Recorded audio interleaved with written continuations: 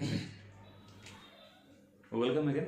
And आज बात कर रहे होंगे एक नए प्रॉब्लम्स के बारे में। ये प्रॉब्लम भी सर हमारे ऑब्वियसली बिलोंग करता है मैकेनिक्स से, राइट, क्लास 11 मैकेनिक्स, राइट। अब ये जो क्वेश्चन है, ये क्वेश्चन आपको डिस्क्रिप्शन में मिल जाएगा। एंड यहाँ पर मैं गोटा गोटा आपको एक प्रॉब्लम एक्सप्लेन कर देता हूँ कि इस प्रॉब्लम में क्या बता दिया गया, राइट। कि एक ऑब्वियसली हमारे पास एक पेंडुलम है, राइट। पेंडुलम का जो लेंथ है, लेंथ ऑफ द पेंडुलम है L, एंड पेंडुलम के एकदम एंड पर एक बॉब कनेक्टेड है। बॉब का मास है कैपिटल, राइट। और ये जो पेंडुलम है, ये पेंडुलम क्या कर रहा है? ऑब्वियसली ये पेंडुलम जब ये ऑब्वियसली सीलिंग के साथ फिक्स्ड है, राइट, इसका एक एंड सीलिंग के साथ फिक्स्ड है, ऑब्वियसली ये क्या कर रहा है? एक हॉरिजॉन्टल प्लेन पर सर्कुलर मोशन को एग्जीक्यूट कर रहा है, right, about it's vertical axis, right. तो ये हो गया इसका वर्टिकल एक्सिस, राइट। हम कह रहे होंगे या कह पा रहे होंगे जो हमारा सर्कुलर मोशन का प्लेन है, ऑब्वियसली हॉरिजॉन्टल प्लेन पर सर्कुलर मोशन को एग्जीक्यूट किया जा रहा है।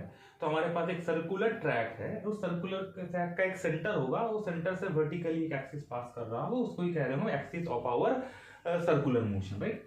तो ये पेंडुलम क्या कर रहा है? ऑब्वियसली हॉरिजॉन्टल सर्कुलर मोशन को एग्जीक्यूट कर रहा है, राइट। एंड जिसका फ्रीक्वेंसी बता दिया गया है हमें 2/π रोटेशंस पर सेकंड, राइट। तो फ्रीक्वेंसी बता दिया गया है कि ये जो सर्कुलर मोशन को एग्जीक्यूट कर रहा है, हॉरिजॉन्टल सर्कुलर मोशन को एग्जीक्यूट कर रहा है हमारा बॉब, इसका फ्रीक्वेंसी है 2/π रोटेशंस पर सेकंड। जैसे कि हमने प्रीवियसली बात किया कि सर बॉब का मास गिवन है capital M, sir length of the pendulum given है हमें L.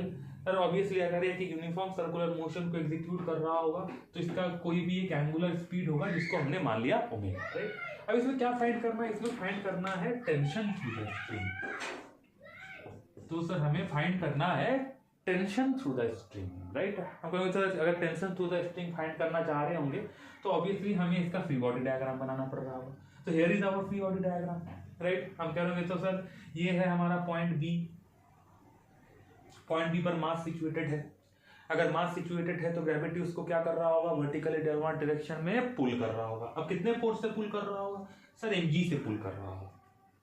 Eight the same time due to this obviously gravitational force जो कि डाउनवर्ड डायरेक्शन में लग रहा होगा, हमारे स्ट्रिंग के थ्रू एक्ट कर रहा होगा एक टेंशन, राइट। ऑब्वियसली मास जिस पॉइंट पर फिक्स्ड है उस पॉइंट से टेंशन एक्ट कर रहा होगा along the string upward direction में।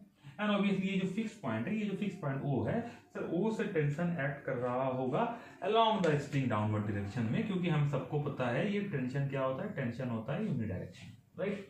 तो कहेंगे तो सर हम सिर्फ B पॉइंट के बारे में बात कर रहे होंगे, तो ये B पॉइंट पर सर दो फोर्सेस लग रहे हैं अभी के लिए। टेंशन लग रहा है अलोंग द स्ट्रिंग एंड एक ग्रेविटेशनल फोर्स लग रहा है जिसको कह रहे हैं वेट ऑफ द बॉब लग रहा है वर्टिकली डाउनवर्ड डायरेक्शन।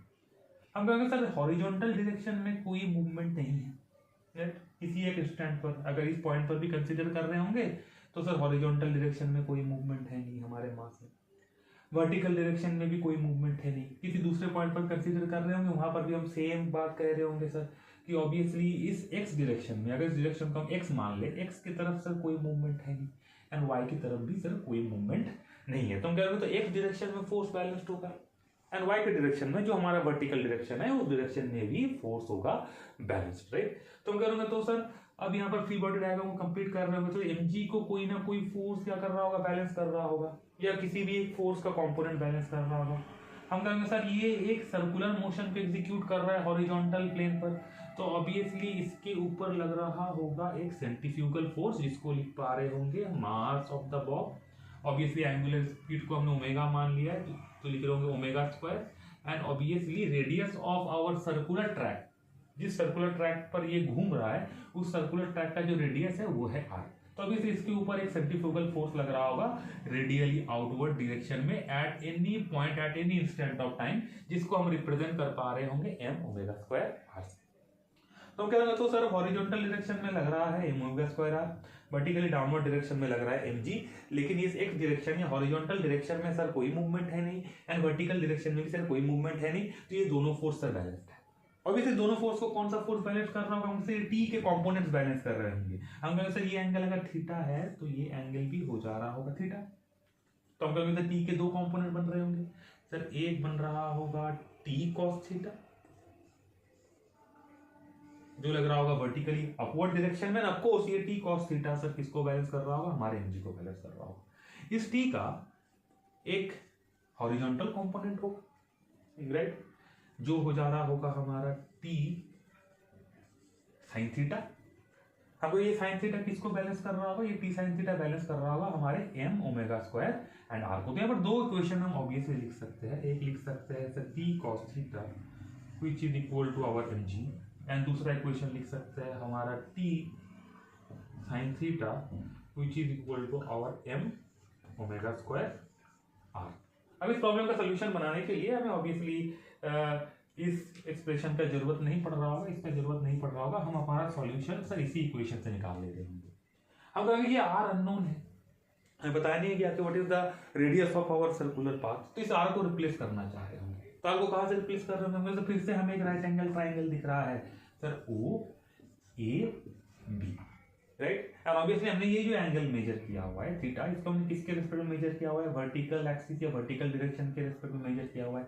तो ये ए ओ या ओ ए बन जा रहा होगा हमारा base, A M is our perpendicular and also ये हमारे सर्कुलर ट्रैक का रेडियस भी है, राइट। हमें एक्चुअली में क्या चाहिए, इस ए एम का रिप्रेजेंटेशन चाहिए through this right angle triangle, right. हम कहेंगे ये क्या है सर, ये है O B, right, and O B है हमारा लेंथ ऑफ द पेंडुलम जो हमें गिवन है, राइट। हम कहेंगे सर ये लेंथ ऑफ द पेंडुलम हमें गिवन है, राइट। हम कहेंगे तो सर यहां से हमें चाहिए ये ए एम, ये है सर हमारे ऑब्वियसली राइट एंगल ट्राइंगल का परपेंडिकुलर, ओ बी है हमारे राइट एंगल ट्राइंगल का हाइपोटेनियस, राइट। तो हम कह रहे होंगे यहां से लिख रहे होंगे कि sir sine theta is equal to our perpendicular AM by hypotenuse OB, and AM हमारा क्या है, AM हमारा है R, जैसे कि डायग्राम में मेंशन है, राइट, यहाँ पर भी मेंशन है, this is our A point, this is our B point, right. And OB क्या है, OB है हमारा लेंथ ऑफ द पेंडुलम, तो हम लिख दे इसको L। तो हम कह रहे हैं ये जो R है, R इक्वल टू लिख सकते हैं हम L sine theta, right. And obviously अब इस r का वैल्यू, जो r का एक्सप्रेशन आया L sin थीटा, इसको हम कहां पर रिप्लेस करने वाले हैं सर, इस वाले इक्वेशन पर यहां पर रिप्लेस करने वाले हैं, राइट। तो हम लिख रहे होंगे सर ऑब्वियसली t, यहां पर एक लाइन खींच लेते हैं, हम कह रहे होंगे sir t sin theta is equal to m omega square, and obviously r की जगह पर लिख रहे होंगे L sin थीटा। तो आपको दिख रहा होगा यहाँ पर दोनों ही तरफ से L sin थीटा हो जा रहा होगा कैंसिल, तो यहाँ पर L sin थीटा हो गया कैंसिल।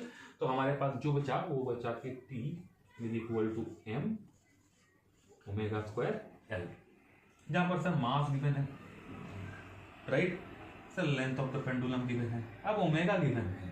अब ओमेगा को क्या करना है हमें, ओमेगा को in terms of given represent करना है, राइट। तो कहेंगे सर ओमेगा इक्वल टू क्या लिख सकते हैं, ओमेगा इक्वल टू लिख सकते हैं 2 पाई बाई टाइम पीरियड। अब 1 अपॉन टाइम पीरियड को क्या लिख सकते हैं, फ्रीक्वेंसी, मतलब गोटा गोटा बात ये है कि ओमेगा इक्वल टू लिख सकते हैं 2 पाई टाइम्स फ्रीक्वेंसी।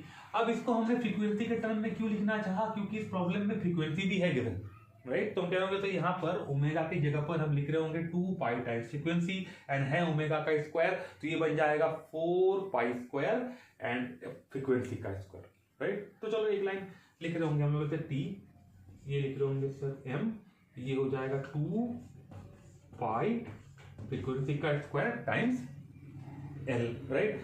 अब 2 का स्क्वायर कितना हो जाएगा, मतलब 2 का स्क्वायर हो जाएगा 4, तो यहाँ पर लिख रहे होंगे हम सर 4 पाई का स्क्वायर, क्योंकि स्क्वायर करना है ओमेगा का, एंड आपके पास हो रहा होगा फ्रीक्वेंसी का स्क्वायर, राइट। अब फ्रीक्वेंसी हमें सर कितना गिवन है, फ्रीक्वेंसी गिवन है 2 बाई पाई, तो यहाँ पर लिख देना है 4 पाई स्क्वायर, फ्रीक्वेंसी का स्क्वायर, फ्रीक्वेंसी है 2 बाई पाई, तो ये हो जा रहा होगा 4 by pi square times L, right. हम कहेंगे सर पाई स्क्वायर कैंसिल हो जाएगा सर, पाई स्क्वायर कैंसिल हो जाएगा, राइट। तो ऑब्वियसली टेंशन, राइट, टेंशन हम कहेंगे टेंशन इक्वल टू हमें जो मिल रहा होगा ये 4 गुना 4 times of force which is 16 m times of l। तो हमने यहाँ पर टेंशन को क्या कर लिया इन टर्म्स ऑफ गिवन, क्योंकि mass of the box given है and length of the pendulum given है, तो हमने टेंशन को इन टर्म्स ऑफ गिवन मतलब मास of the pendulum and length of the pendulum कर लिया रिप्रेजेंट, राइट। तो ऑब्वियसली अगर आपको कुछ सीखने को मिल रहा है, आपको अगर पसंद आ रहे हैं अप्रोच हमारे ऑब्वियसली प्रॉब्लम सोल्यूशन का, तो प्लीज़ थोड़ा सा सब्सक्राइब कर दो एंड शेयर कर दो, ताकि आपके साथ साथ दूसरे बच्चे भी इससे थोड़ा सा फायदा उठा पाए। Thank you.